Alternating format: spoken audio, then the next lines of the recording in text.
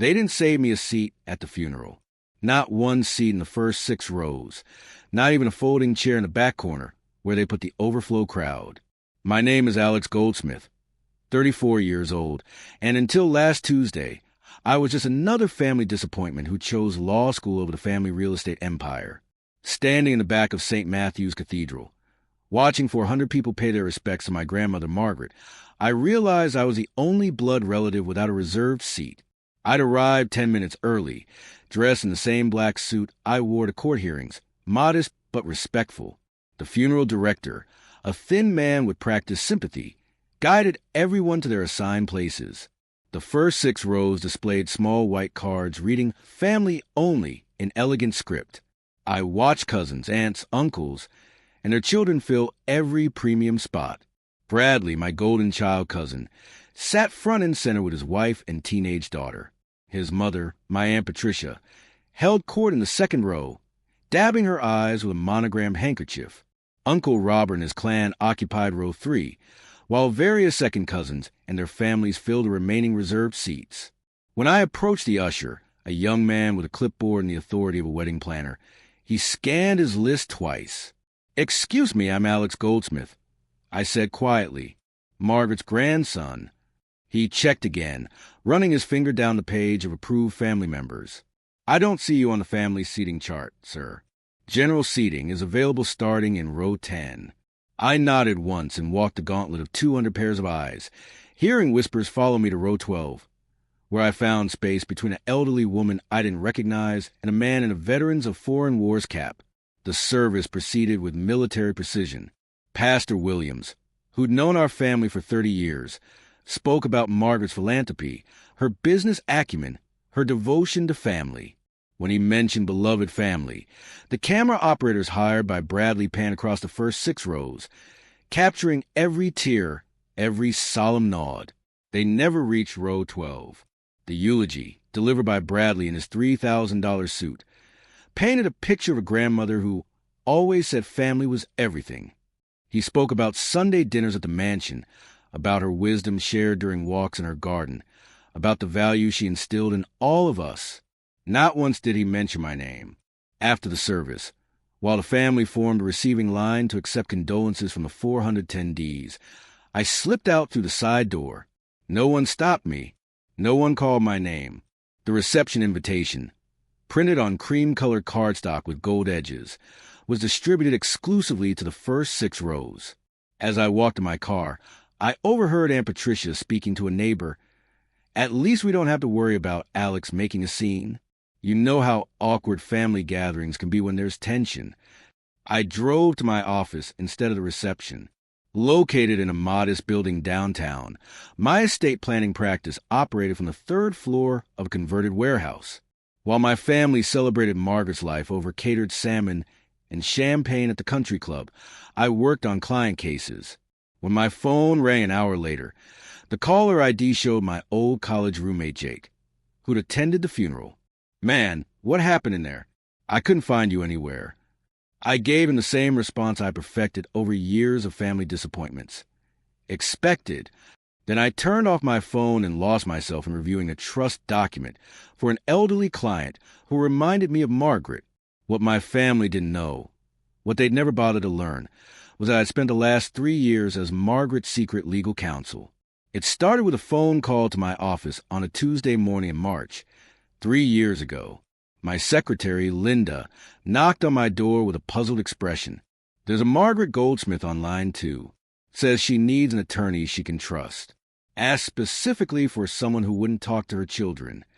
I almost laughed. Grandmother Margaret, calling my struggling practice when she had Harrison, Beck, and Associates on retainer, the most prestigious estate planning firm in the state. When I picked up the phone, her voice was strong, decisive, nothing like the frail woman my family described when they wanted to justify their latest financial rescue mission. "Alex, I need to see you. Not at my house. Not at your family events. Somewhere private. I have work that requires absolute confidentiality." We met that afternoon at Rosie's Cafe, a small diner 15 minutes from her mansion, where she'd never encounter anyone from her social circle. Seated in a back booth, wearing a simple navy dress instead of her usual designer suits, She looked more like a retired schoolteacher than the matriarch of a $60 million fortune. "You're the only one who never asked me for anything," she began, stirring her coffee with the deliberate motions of someone who'd made harder decisions than most people could imagine. "Bradley's been asking for an advance on his inheritance since he turned 25. Jessica pitches me a new business venture every Christmas. Robert wants me to invest in his schemes. And Patricia thinks I should sell property to fund her lifestyle improvements. But you," she paused, studying my face, "you've never asked for a loan, a gift, or even advice about money." Over the following months, Margaret and I met monthly at Rosie's Cafe. She ordered the same thing every time: coffee, wheat toast, and scrambled eggs. I learned that she'd been watching me for years, noting that I was the only grandchild who'd chosen a career over comfort, who'd moved into a modest apartment instead of the family compound, who'd attended family events without calculating what I might gain. "When your grandfather built this fortune," she explained during our third meeting, "he always said money reveals character. It doesn't create character. It just shows what was already there." What Margaret revealed during those quiet conversations would have shocked my family into silence if they'd been capable of listening. She knew about Bradley's gambling problem, the $340,000 he'd lost in Vegas over 2 years, money she quietly covered to prevent scandal. She knew about Jessica's 3 failed businesses, each funded with $180,000 of grandmother's money, each marketed as the big break that would make us all proud. She knew about Uncle Robert's investment schemes, pyramid structures disguised as legitimate opportunities, and the legal fees she'd paid when his last venture collapsed. She knew about Aunt Patricia's husband's embezzlement charges, another set of attorney bills that had quietly disappeared from family discussions. "They circle like vultures every time I cough," she told me during our 6th meeting, her voice carrying more sadness than anger. "Bradley called me last month asking if I considered refinancing the mansion to help him diversify his portfolio. Jessica wanted me to co-sign a loan for her latest business idea. Patricia suggested I sell the cabin your grandfather built so she could buy a beach house in Florida." None of them called just to talk anymore. Every conversation has an agenda. The most devastating revelation came during our meeting in November. 2 years into our professional relationship, Margaret had asked me to draft a comprehensive estate plan, something that would reflect her true wishes rather than family expectations. As we reviewed the preliminary documents, she shared the conversation that had broken her heart completely. "Bradley came to my 85th birthday dinner with a business plan. During dessert, while everyone was supposed to be celebrating, he pitched me an investment opportunity that required immediate capital. When I declined, he asked about an advance on his inheritance, said he needed to strike while the market was hot. At my birthday dinner, Alex, he turned my birthday party into a business meeting. That's when I understood why she'd chosen me. Not because I was special, but because I was genuine. While my family had been positioning themselves for inheritance advantages, I'd been building a modest legal practice and visiting grandmother because I enjoyed her company. While they calculated percentages and estimated values, I brought her books about gardening and listened to stories about grandfather's early business ventures. While they saw an aging matriarch with loosening control over a fortune, I saw a sharp woman who'd been managing complex business relationships for 60 years. The will we crafted together was a masterpiece of legal precision and emotional justice. Margaret insisted on specific language, detailed explanations, and ironclad provisions that would prevent any successful challenges. She recorded video testimonials explaining her decisions, created backup documentation for every bequest, and established charitable foundations that would continue her philanthropic work. More importantly, she structured the estate to reward genuine character while exposing the manipulative behavior she'd endured for years. What my family had never calculated, what their inheritance fantasies had never considered, was the true scope of Margaret's wealth. They knew about the mansion, the stock portfolio, and the business properties, estimating her worth at roughly $12 million. They had no idea about the trust fund she'd established through my legal work, the charitable foundations that bore her name, or the business partnerships I'd helped her structure. The total estate, which I'd spent 2 years organizing, approached $60 million. Not the comfortable inheritance they'd expected, but fortune that could change lives and fund dreams they'd never dared imagine. 3 days after the funeral, Harrison, Beck, and Associates called every family member to schedule the will reading. Margaret had insisted that her original law firm handle the formal proceedings, even though I drafted the documents. Thomas Harrison himself, the senior partner who'd managed Goldsmith family legal affairs for 30 years, would oversee the reading. Everyone had to attend in person, no exceptions, no attorneys representing absent heirs. When Linda forwarded me the message from Harrison's office, I almost smiled. Margaret had requested my presence specifically, though the family wouldn't understand why until Monday morning. The family group chat, which I'd never been added to, must have exploded with speculation. Through my network of former classmates now working in estate planning, I heard whispers about their expectations. Bradley had already contacted 3 real estate agents about listing the mansion. Jessica had updated her business plan to include incoming inheritance funding. Uncle Robert had researched yacht dealerships in Seattle. Aunt Patricia had scheduled consultations with interior designers for her house renovations. They were spending money they didn't base on assumptions they'd never verified. Meanwhile, I spent the weekend reviewing every document one final time, ensuring that Margaret's wishes would be executed exactly as she'd intended. I contacted the videographer who'd recorded her testimonials, arranged for backup documentation to be available, and prepared for the inevitable challenges that would follow. This wasn't about revenge or family drama. This was about honoring the trust of a woman who'd been systematically exploited by people who claimed to love her. Margaret had made her choices based on 34 years of observing her family's character. I was simply the attorney responsible for ensuring her final wishes were respected.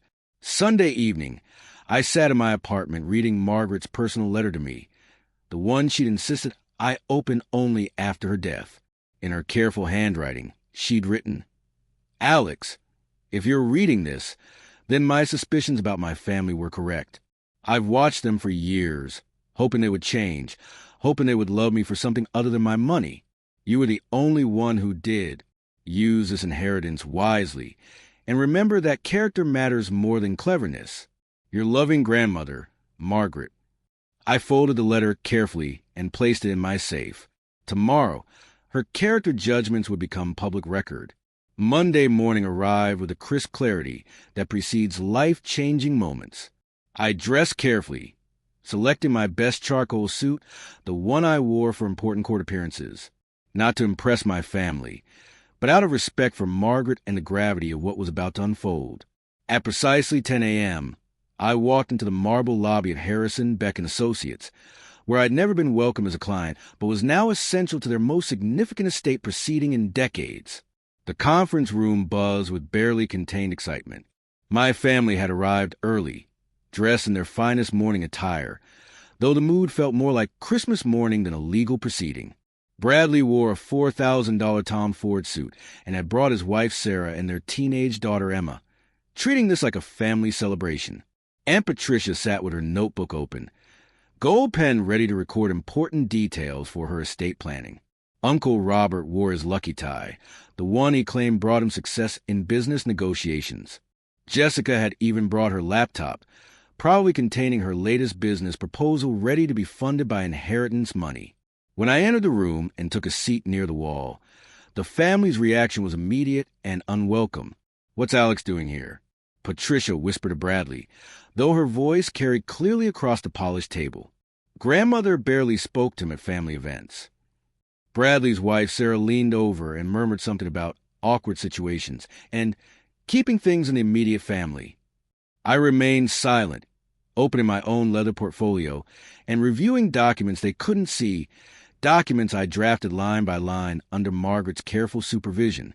Thomas Harrison entered at precisely 10:15, followed by 2 associates carrying boxes of files and a video equipment setup that immediately caught everyone's attention. Harrison, now in his 70s with silver hair and the bearing of someone who delivered both devastating news and life-changing windfalls, surveyed the room with professional detachment. "Thank you all for coming," he began, his voice carrying the weight of 30 years managing Goldsmith family affairs. Margaret's will is, I must say, quite unconventional. She insisted on video testimonials to accompany the legal language, wanted her voice to be heard alongside her final wishes. The family exchanged glances of curiosity, mixed with confidence. They'd assumed Margaret might leave personal messages, perhaps sharing memories or expressing love for each recipient. What they hadn't anticipated was Margaret's decision to use those videos as character testimony, evidence supporting her distribution choices. Harrison's assistant dimmed the lights as the first video appeared on a large monitor. Margaret sat in her study, the familiar backdrop of leather-bound books and family photographs behind her, looking directly into the camera with the sharp focus they'd all forgotten she possessed. "If you're watching this," Margaret began, her voice strong and clear, "then I'm gone, and you're about to learn some difficult truths about our family. For the past 3 years, I've been working with my attorney to restructure my estate based on careful observation of each family member's character and behavior. What you're about to hear may shock you, but every decision was made after considerable thought and documentation." The room fell silent, the earlier excitement replaced by growing unease as family members realized this wasn't going to be the sentimental farewell they'd expected. Harrison resumed reading from the legal documents, his voice maintaining professional neutrality as he announced the specific bequests. "To my grandson Bradley Goldsmith, I leave the sum of $25,000 and my complete collection of first edition literature. Books he once called boring old stuff that takes up too much space." Bradley's face flushed red. The casual comment he made 2 Christmases ago now permanently recorded in legal proceedings. "To my granddaughter Jessica Morrison, I leave $15,000 and my jewelry collection, excluding the pieces she repeatedly suggested I should update for modern tastes." The amounts were far smaller than anyone had anticipated, and the personal comments accompanying each bequest created an atmosphere of increasing tension. Uncle Robert received $10,000, and the fishing cabin he'd suggested Margaret should sell to free up capital for better investments. Aunt Patricia inherited $20,000 and the china set she once described as old-fashioned and impractical for entertaining. With each reading, the family's excitement transformed into confusion, then concern, as they realized the total announced inheritance amounted to only $70,000 from an estate they'd estimated at $12 million. "That can't be everything," Bradley interrupted, his voice tight with controlled panic. "Where's the rest? The mansion, the investment portfolio, the business properties?" Harrison raised his hand for silence, then continued reading.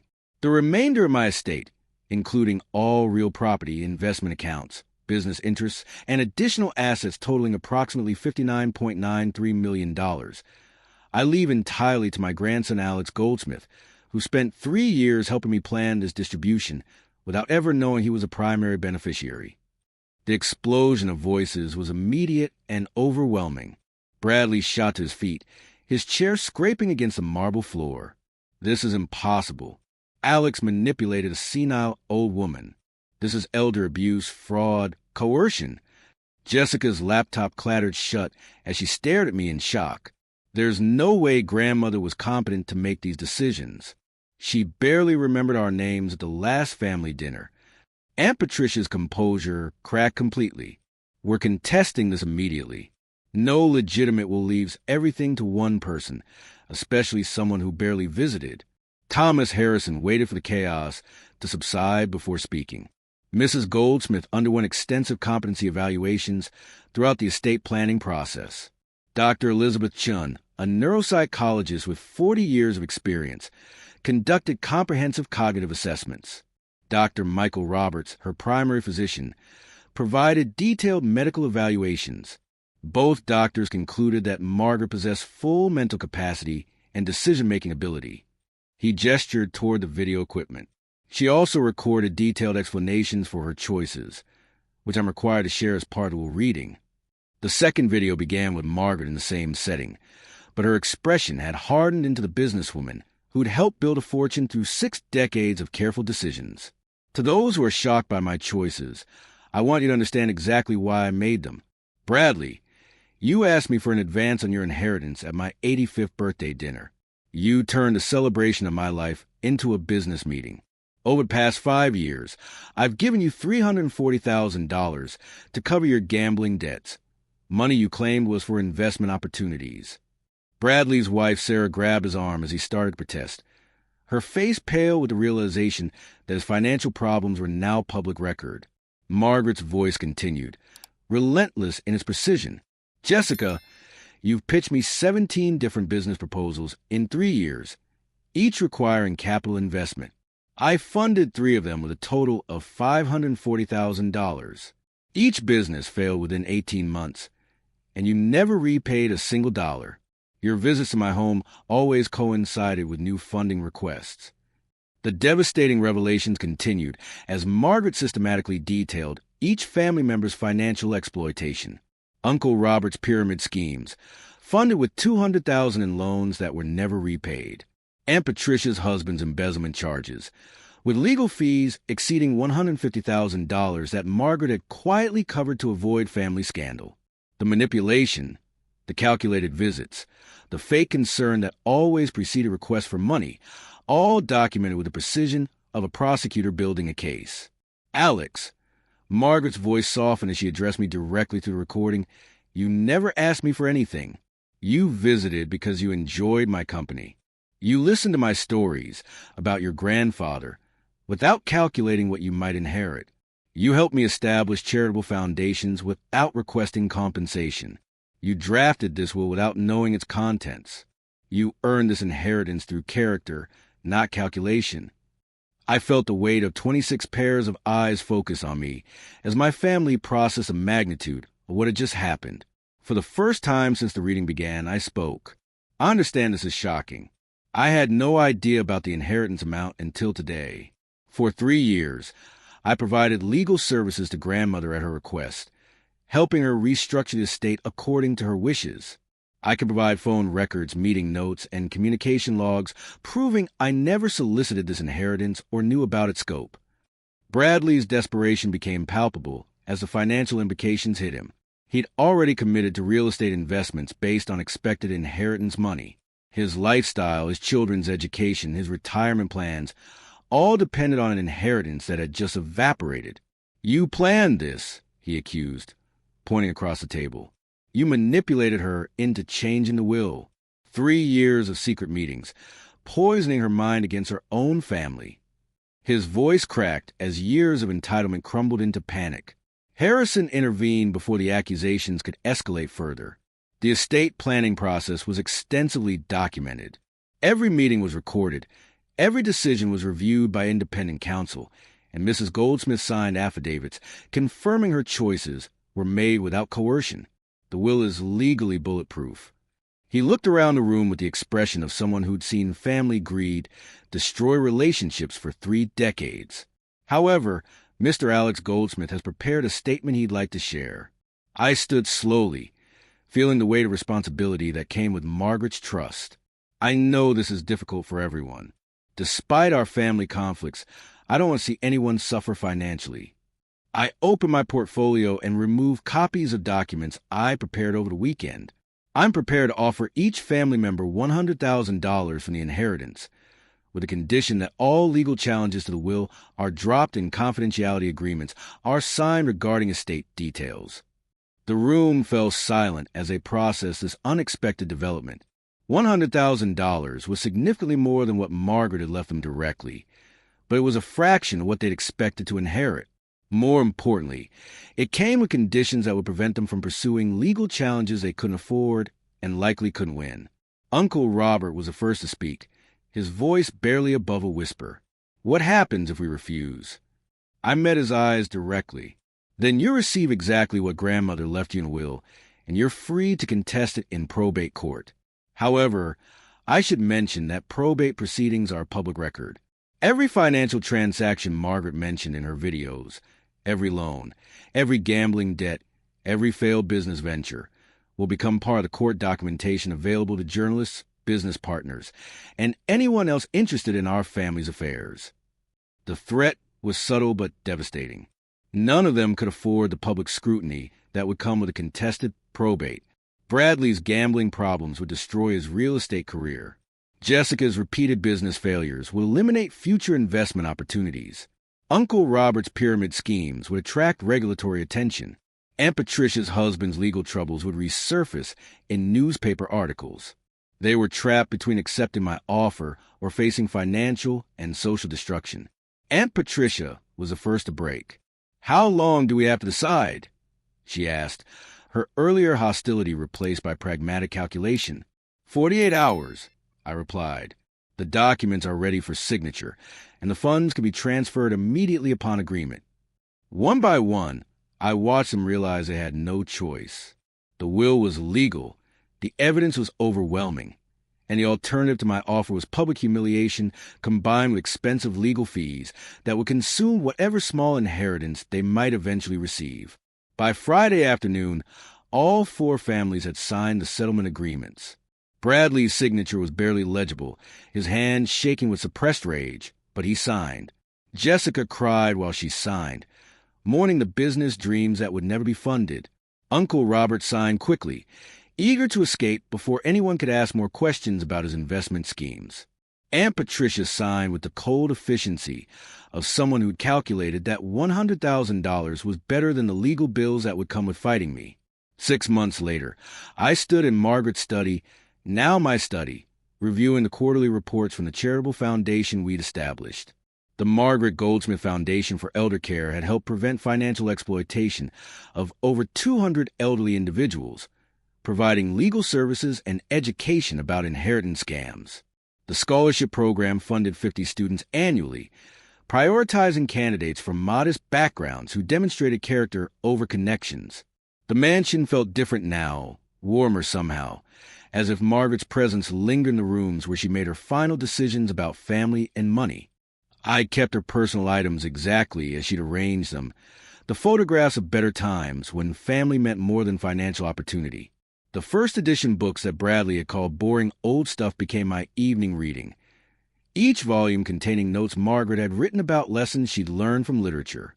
Some family relationships had begun to heal, slowly and carefully. Jessica had used her settlement money to fund a small consulting business, finally finding success when she stopped chasing grand schemes and focused on steady growth. She called twice to thank me and once to apologize for years of taking advantage of Margaret's generosity. Uncle Robert had retired quietly, selling his house and moving to a modest apartment in Florida where his past business ventures wouldn't follow him. Bradley and Aunt Patricia had chosen resentment over reconciliation. They attended mandatory family events with cold civility, but the easy familiarity was gone forever. I'd become the family member they feared rather than the one they dismissed, wielding power they'd spent years trying to accumulate. The irony wasn't lost on me that inheriting Margaret's fortune had also inherited her isolation, the burden of being surrounded by people who measure relationships in financial terms. The most profound change was in how I viewed family legacy. Margaret had taught me that money reveals character rather than creating it, and her will have been the ultimate character test. Those who'd spent years positioning themselves for inheritance advantage discovered that genuine relationships couldn't be faked, and authentic character couldn't be performed. I'd won not because I was smarter or more deserving, but because I'd been real when everyone else was calculating. On quiet evenings, I'd walk through Margaret's garden, now my garden, thinking about the conversation that started everything 3 years ago. She'd been right about money revealing character, but she'd also been right about the loneliness that comes with wealth. The fortune she'd built and protected now belonged to me, along with the responsibility of using it wisely, and the isolation that came from never knowing if relationships were genuine or financially motivated. Last month, I received a letter from a young attorney whose client, an elderly veteran, was being pressured by family members to change his will. The situation sounded familiar, the manipulation patterns identical to what Margaret had endured.